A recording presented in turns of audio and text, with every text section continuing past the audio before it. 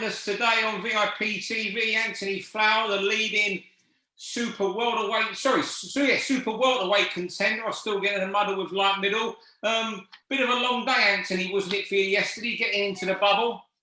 Yeah, a long day, mate, for me, so I'm just chilling. Well, what made you delay till 9 o'clock? Because we usually see pictures of all sorts of fighters going in there 10 o'clock on a Tuesday morning, midday, and you rocked up there at 9 o'clock. Yeah, I've already had COVID in the past me, so I don't need to be tested, so I've got a straight past me. Gotcha. Oh, so you couldn't have gone any later. You have to be there still today, though. I could have come tomorrow, but I only had a good sleep. I'm training tomorrow morning with Shane, so I thought get down here tonight, get a good rest, and then train tomorrow fresh. Yeah. I didn't realise you had COVID. Did you have it bad, or was it just the minimal? It weren't nice, but it weren't that bad. It was just a bit. I was quite fatigued. I was sleeping a lot, and I had a bit of a tight chest, but it weren't that bad, like. Good stuff. So, bit of a short notice job for you this weekend. Jorge Fortea and a decent opponent. That a fight that's been made at, was it 3 weeks' notice?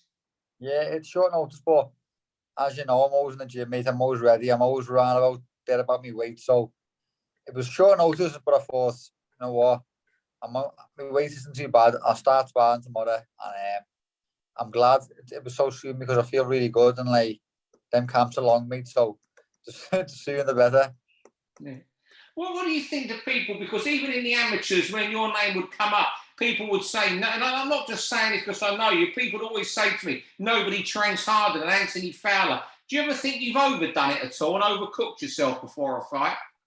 I think so in the past, maybe I have, yeah. Whereas with this camp being so short and I'm always fit, it might be a bit of a blessing in disguise because sometimes I can overtrain a little bit myself.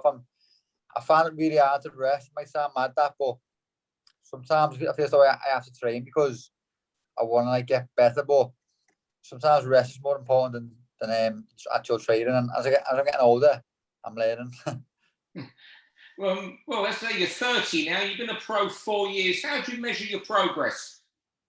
It's been okay. I'm not done as well as what I would have liked. I've had a bit of, obviously, I had my setback against Scott Fitzgerald, and it's holding me career a little bit, but I feel as though the last 2 years I've adapted a lot more. I've realised what the pro game's about. At the start, I was a bit naive to the game, thinking I could go out there and just blast everyone out. But as I've been travelling around the gyms and sparring top lads, I've realised that I need more patience and to be more efficient with my energy. I can't go out there all guns blazing. And I feel so now that I can do 12 rounds at a good pace. I'm not really tired anymore. Starting my career, I do 8 rounds and I'll be knackered. Where now I'm doing 12 rounds and I feel really good. So I think it's time for me to let off the leash and we shall go there. Like this fella I'm fighting, he boxed the MGM Grand in Vegas on the Canelo Kovalev undercard, so he's no mug, mate. Yeah, he's only lost twice, hasn't he? Yeah, he's a really good fighter, I promise you. He boxed the IBF world #1 from Russia. He was 18-0 when he went 12 rounds and early on it was competitive. He doesn't punch very hard at world level, and he has stamina. In that fight, he got tired, but the first 6 rounds, he looked really good, really clever, elusive, got a good chin, tough. But it's a good fight for me, mate, to see where I'm at myself. Yeah.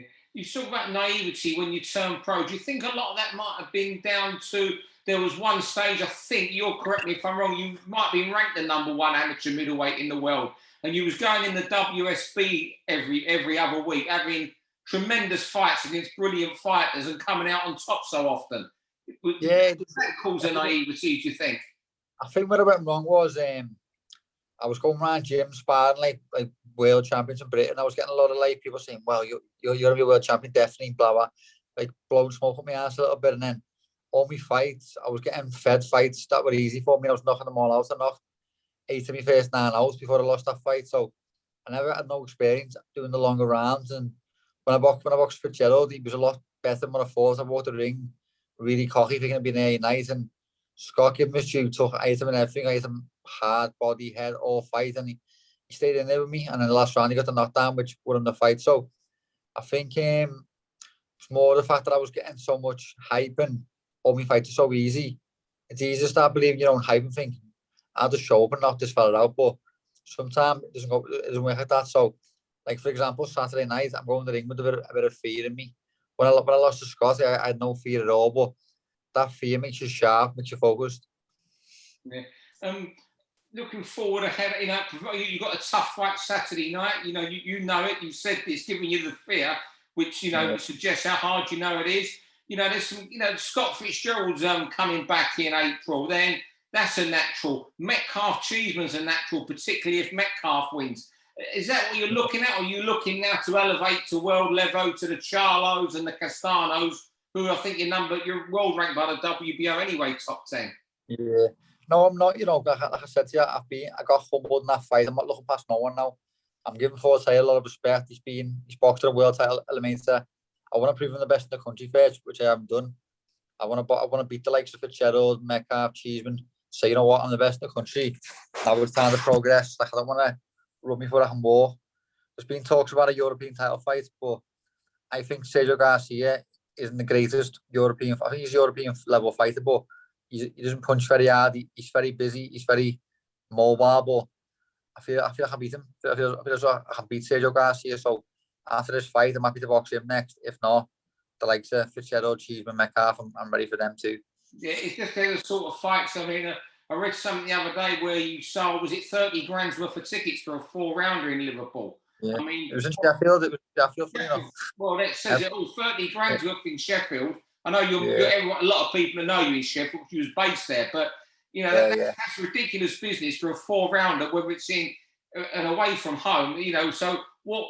We need big domestic fights, and you and Metcalf would give that. You and Fitzgerald would give that.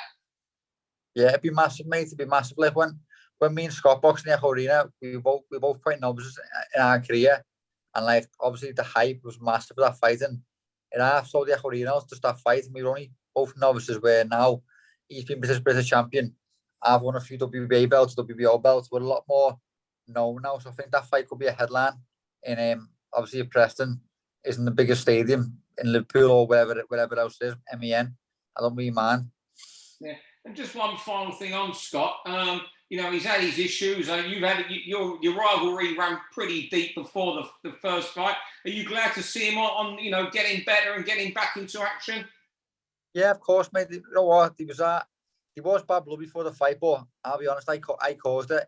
I got advised to say something to him to get into his head before the fight, and it just escalated. It got worse and worse and worse. But I respect the fella now. Like I said to you, I hit him everything I could, mate. Body, head, uppercuts.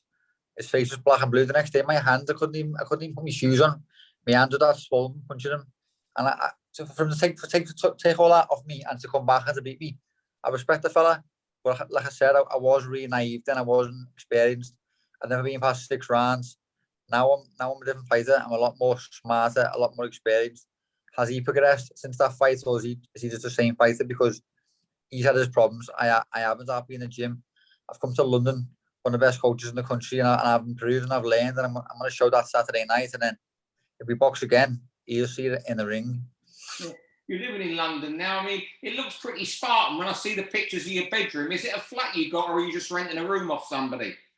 No, a few of the lads have got a house, and we all got like one room each, but it's pure just like basic living. We've all got like a bed and a sink.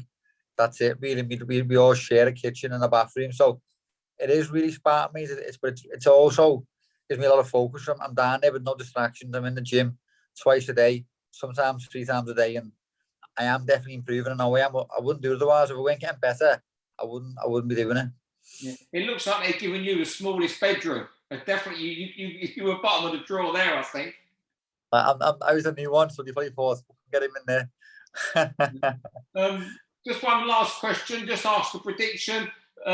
Great fight that Eddie's putting on. Ted Cheeseman against JJ Metcalf. Who wins that? I think Metcalf might take it on points or potentially late stoppage. I think Metcalf's a bit of a stronger man. Cheeseman's a good fighter. I rate Cheeseman. He's good. He's improved. He's got smarter. But I think Metcalf's just a better man. He's a bigger, stronger fighter, I think. And I think Metcalf will come through. Well, I'll tell you what, thanks a lot for talking to us tonight. You've had a lot of travelling today, and all the best for Saturday, Anthony. Thank you very much. Nice one, Steve. Pleasure, mate. For all boxing info, news and latest interviews, amateur and pro, across the north. Click and subscribe. VIP Boxing Promotions. Also, Twitter, Instagram and Facebook.